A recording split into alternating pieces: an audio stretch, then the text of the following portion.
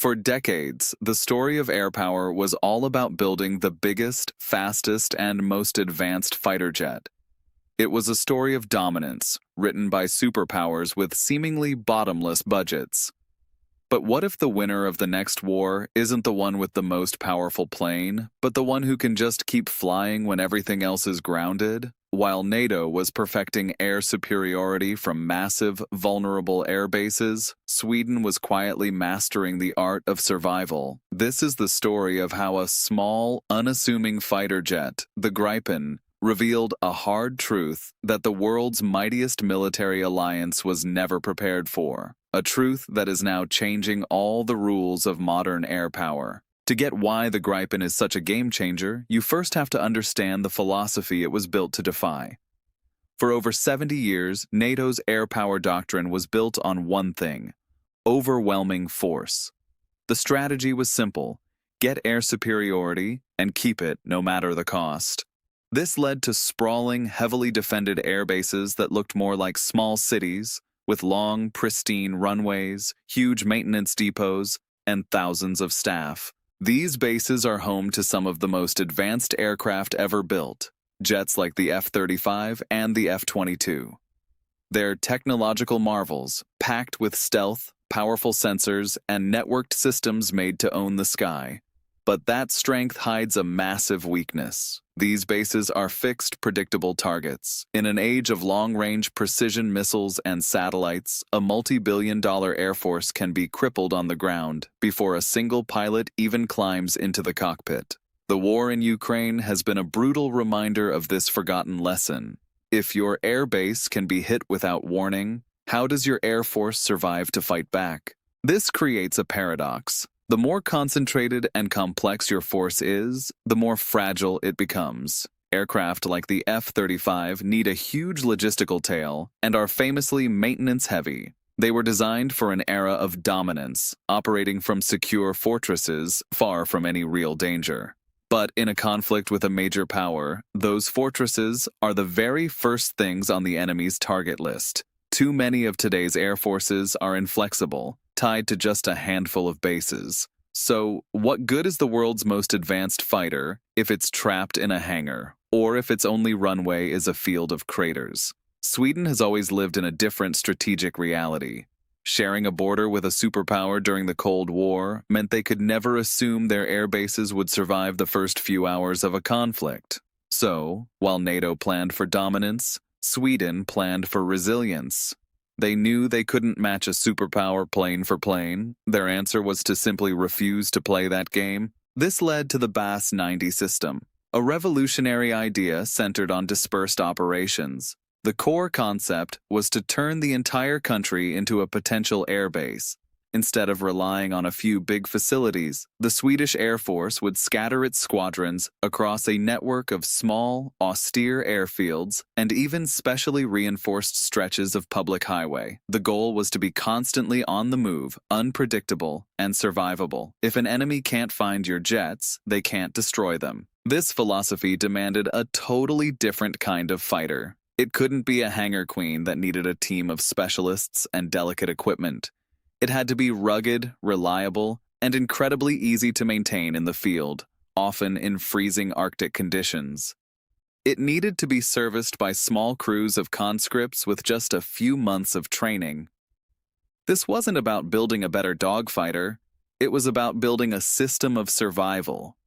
And out of this uniquely Swedish doctrine of guerrilla air warfare, the Saab JAS 39 Gripen was born. This fundamental difference in thinking, centralized power versus decentralized resilience, is exactly why the Gripen is forcing a major rethink of air power across the globe. We're going to get into the specific capabilities that make this jet so unique. But first, if you find this breakdown of military strategy and tech interesting, make sure you subscribe for more deep dives into the thinking that shapes modern warfare. The Gripen is the physical embodiment of Sweden's doctrine. It was designed from the ground up not for air shows, but for the harsh reality of operating from a highway in a forest. This starts with its remarkable short takeoff and landing stall capabilities. The Gripen can operate from reinforced roadways, needing a runway as short as 800 meters for takeoff and just 500-600 meters to land, using its distinctive canards and powerful brakes to stop on a dime without a tailhook. But landing on a road is only half the battle. The true genius of the Gripen is what happens next. Its design is obsessed with easy maintenance and rapid turnaround. In exercises, a small team of one technician and a handful of mechanics can refuel, rearm, and get a Gripen back in the air in as little as 10 to 20 minutes. Think about that. A supersonic fighter can land on a highway, get loaded with fuel and missiles, and take off again in the time it takes most of us to get through a drive-through. Even an engine swap, a hugely complex task for most jets, has a record time of under an hour in ideal conditions, with a typical field swap taking a still impressive 1 to 2 hours. This incredible efficiency is by design. The Gripen's ancestors, the Draken and Viggen, were also built to be maintained by small, agile crews. Mobile maintenance teams in trucks and vans bring the support onto the aircraft, not the other way around. This ability to scatter, land, service, and relaunch from anywhere completely shatters an enemy's targeting cycle.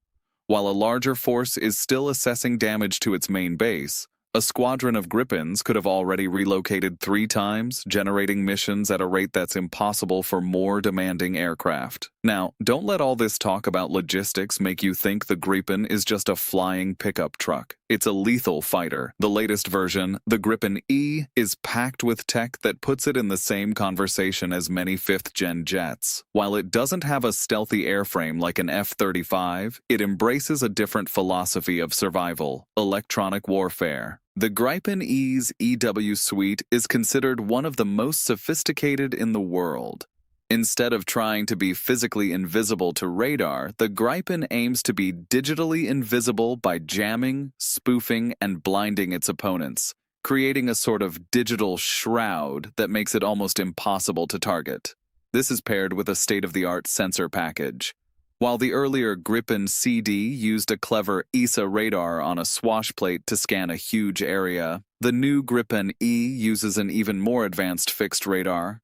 This lets a pilot fire a missile and then turn almost 90 degrees away to escape danger, while the radar continues to guide the weapon to the target. When it comes to weapons, the Gripen is a versatile beast with 10 hardpoints.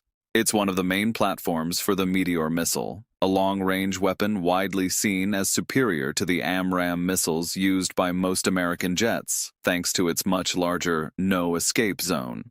For close-in fights, it carries the incredibly agile Iris-T missile. This mix of advanced electronic warfare, smart sensors, and top-tier weapons lets the Gripen punch far above its weight, a fact it has proven again and again in military exercises, where it often scores surprising victories against larger, more expensive fighters. For years, NATO countries watched Sweden practice its dispersed operations with professional curiosity. It was seen as a neat trick, a niche capability for a neutral country, but not something a global superpower needed to worry about. And then the world changed. The spread of long-range missiles and the brutal lessons from modern wars made the vulnerability of those giant fixed bases impossible to ignore. Suddenly, the Swedish way of thinking didn't seem so niche anymore. Air forces everywhere started talking about a strategic shift. The new buzzword was ACE, or Agile Combat Employment. This new NATO doctrine is all about scattering aircraft across dispersed locations to improve survivability and flexibility. In other words, it's the exact same principle Sweden had been perfecting for decades. The irony is thick. After decades spent investing in the biggest, most expensive jets, NATO is now actively trying to learn how to operate like the small, nimble Swedish Air Force. The U.S. Air Force in Europe has highlighted Sweden's mastery in this area, and joint exercises now see American, British, and French jets practicing operations from austere airfields and highways in Scandinavia, a direct adoption of the Swedish model. This marks a fundamental shift in air power philosophy. The Gripen proved that resilience can be more important than raw power. Its ability to generate a high number of missions from unpredictable locations is the perfect counter to the glass fortress model. It has shown smaller nations that they don't have to go bankrupt buying the most expensive stealth fighters to have a credible air defense. They can invest in a system that values survival, availability, and clever strategy over pure technological muscle. The story of the Gripen is more than just the story of a clever fighter jet. It's a challenge to a decades-old mindset. For so long, the narrative of air power was a straight line towards more complexity, more technology, and more cost. The Gripen dared to ask a different question, not how do we dominate the enemy, but how do we outlast them? By prioritizing dispersion, rapid turnaround, and independence, Sweden built an air force that was resilient by design. They proved that the ability to keep flying when everything is falling apart is a strategic weapon in itself, one that a doctrine built on pure technological superiority was never prepared for. Today, as NATO embraces the principles of agile combat employment, it's a quiet admission that the Swedish philosophy was right all along. The future of air power isn't just about having the best plane in the sky. It's about having a plane that can get into the sky day after day, no matter what. In an increasingly vulnerable world, the Gripen didn't just offer a new aircraft, it offered a new set of rules. And now, the rest of the world is finally learning how to play.